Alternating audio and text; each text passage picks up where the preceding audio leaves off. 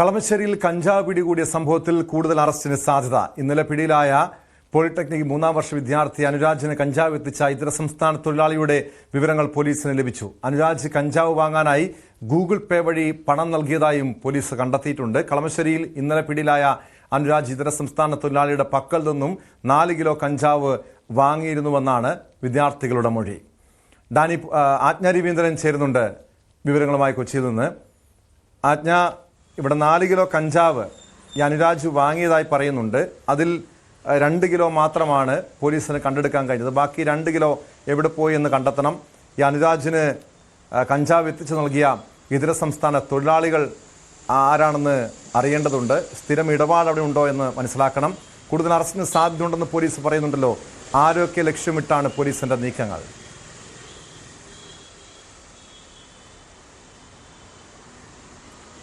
Tom, ഇതുമായി ബന്ധപ്പെട്ട 6 പേരാണ് ഇപ്പോൾ അറസ്റ്റിലുണ്ടായത്. ഇതിൽ 2 പേര് കയ്യിലിരുന്ന കഞ്ചാവിന്റെ അളവ് കുറവായതുകൊണ്ട് മാത്രം സ്റ്റേഷൻ ജാമ്യത്തിൽ പോലീസ് വിട്ടയക്കുന്ന ഒരു സാഹചര്യമുണ്ടായി. പക്ഷേ ബാക്കിയുള്ള 4 പേരും ഈ കോളേജിൽ, ഈ ക്യാമ്പസിൽ വലിയൊരു ഗ്യാങ്ങിന് ലീഡ് ചെയ്യുന്ന ആളുകളായിരുന്നു എന്ന് തന്നെയാണ് പോലീസിന്റെ കണ്ടെത്തൽ. അത് മാത്രമല്ല, ടോം ഇപ്പോൾ സൂചിപ്പിച്ചതുപോലെ ഈ ഒടുവിൽ അറസ്റ്റിലായ അനുരാജ് എന്നയാളാണ് കൂടുതലും പണപ്പിരിവ് നടത്തിയത് അയാളാണ്. അത് മാത്രമല്ല, കഞ്ചാവ് വാങ്ങുന്നതിനായി അനുരാജിന്റെ അക്കൗണ്ടിൽ നിന്നും ഗൂഗിൾ പേ വഴി ആലുവ സ്വദേശിയായ ഇതര സംസ്ഥാന തൊഴിലാളിയുടെ അക്കൗണ്ടിലേക്ക് പണം ട്രാൻസ്ഫർ ചെയ്തിട്ടുണ്ടെന്ന് പോലീസ് കണ്ടെത്താനായിട്ടുണ്ട്.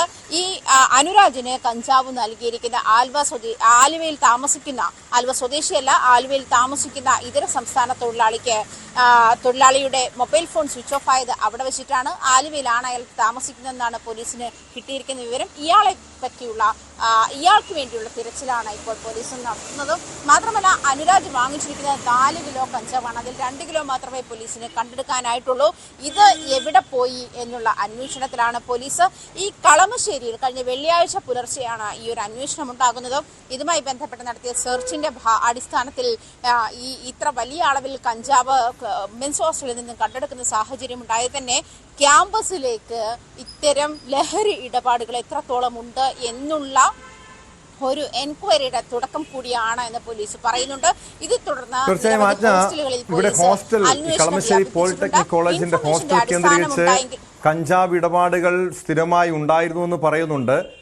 ഇതിനുവേണ്ടി കഞ്ചാവ് വാങ്ങുന്നതിന് വേണ്ടി പണപ്പിരിവും ഉണ്ടായിരുന്നു. അതിന് നേതൃത്വം നൽകിയിരുന്നത് ഏറ്റവും ഒടുവിൽ പിന്നിലായ അനുരാജാണ്. ഈ അനുരാജും പൂർവ്വ വിദ്യാർത്ഥികളായ ആഷിക്കും ഷാലിക്കും അടങ്ങുന്ന സംഘമാണ് ഈ കഞ്ചാവ് ഇടപാടുകൾ നിയന്ത്രിച്ചിരുന്നത് തുടങ്ങിയ വിവരങ്ങളൊക്കെ പോലീസിന് ലഭ്യമായിട്ടുണ്ടല്ലോ, അന്വേഷണ സംഘത്തിന് ലഭ്യമായിട്ടുണ്ടല്ലോ. അപ്പോൾ അറിയേണ്ടത്, ഇവരെ കൂടാതെ, ഇപ്പോൾ പിടിയിലായവരെ കൂടാതെ ഈ ക്യാമ്പസിനകത്ത് അല്ലെങ്കിൽ ഹോസ്റ്റലിനകത്ത് കൂടുതൽ പേർ ഈ ഒരു ലഹരി ഇടപാടിൻ്റെ കണ്ണികളായിട്ടുണ്ടോ, അതോ അവർ ഉപയോഗിക്കുന്നുവെന്ന് മാത്രമുള്ളോ? ആ രീതിയിലേക്കും അവരിലേക്കും പോലീസിന് അന്വേഷണം നീങ്ങുന്നുണ്ടോ?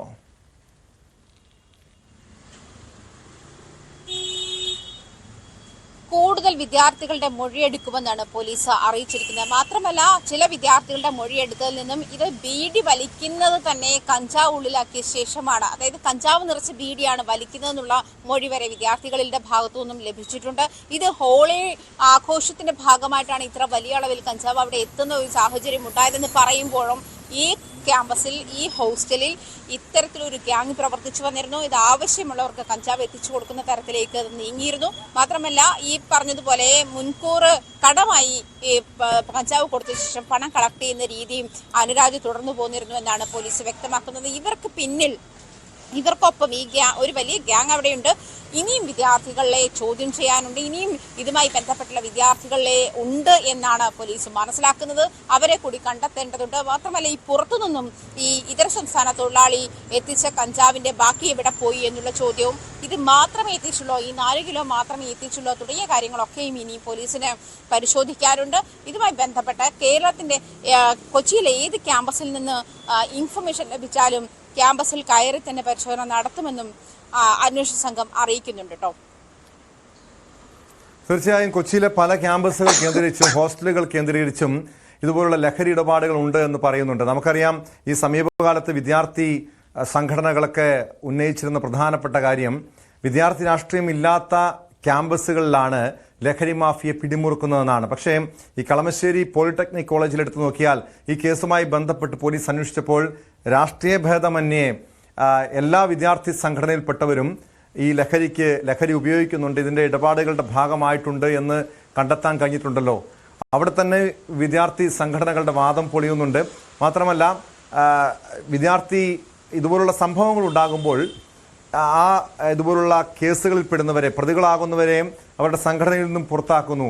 അതിനപ്പുറം ഈ KSU, SFI അല്ലെങ്കിൽ ABVP പോലുള്ള വിദ്യാർത്ഥി സംഘടനകൾ ഈ ലഹരിക്കെതിരെ എന്ത് നടപടിയാണ് അവർ സ്വീകരിക്കുന്നത്? പലപ്പോഴും ഈ കേസ് കളമശ്ശേരിയിലെ കേസ് തന്നെ എടുത്താൽ നമുക്കറിയാം, ആദ്യഘട്ടത്തിൽ ഈ പ്രതികൾ പിടിയിലായപ്പോൾ അവരെ ന്യായീകരിച്ചുകൊണ്ട് രംഗത്തെത്തിയ നേതൃത്വങ്ങളെപ്പോലും കാണാൻ കഴിഞ്ഞല്ലോ.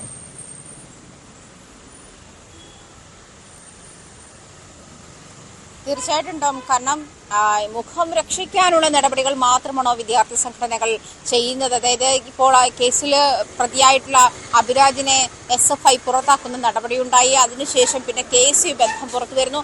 ഇത്തരം കാര്യങ്ങളൊക്കെ ആകുമ്പോഴും ടോം സൂചിപ്പിച്ചതുപോലെ വിദ്യാർത്ഥി സംഘടനയിൽപ്പെട്ട വിദ്യാർത്ഥി നേതാക്കൾ എന്നൊക്കെ ക്യാമ്പസിൽ പറ്റി പറയുമ്പോൾ ഒരു ഇമേജ് അവർ ക്രിയേറ്റ് ചെയ്യപ്പെടുന്നുണ്ട്. അല്ലെങ്കിൽ ഒരു പൊതുബോധമുണ്ട്, ഇവർ ഇതിനൊക്കെ എഗെയിൻസ്റ്റ് ആയിരിക്കും, അല്ലെങ്കിൽ സാമൂഹ്യ തിന്മകൾക്ക് എഗെയിൻസ്റ്റ് ആയിരിക്കും, ക്യാമ്പസിൽ നടക്കുന്ന മറ്റു പ്രവണതകൾക്ക്, റാഗിംഗ് ഉൾപ്പെടെയുള്ള പ്രവണതകൾക്ക് എഗെയിൻസ്റ്റ് ആയിരിക്കും. സ്വാഭാവികമായിട്ടും അത് ലഹരിയും പെടും.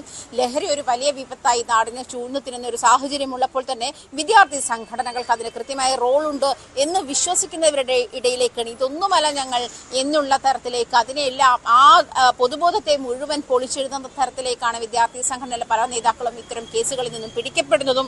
അതിനെ തുടർന്ന് ടോം സൂചിപ്പിച്ചതുപോലെ നടപടികളിൽ മാത്രം ഒതുങ്ങുന്നു വിദ്യാർത്ഥി സംഘടനകളും സംഘടനാ നേതാക്കളും എന്നുള്ള കാര്യവും പരിശോധിക്കേണ്ടതുണ്ട്. ഇതിനിടയിൽ എന്ത് അവയർനെസ് ആണ് വിദ്യാർത്ഥി സംഘടനകളുടെ ഭാഗത്തു നിന്നും കേരളം അങ്ങോളം ഇങ്ങോളം ചെയ്യാൻ കഴിഞ്ഞിട്ടുള്ളത്?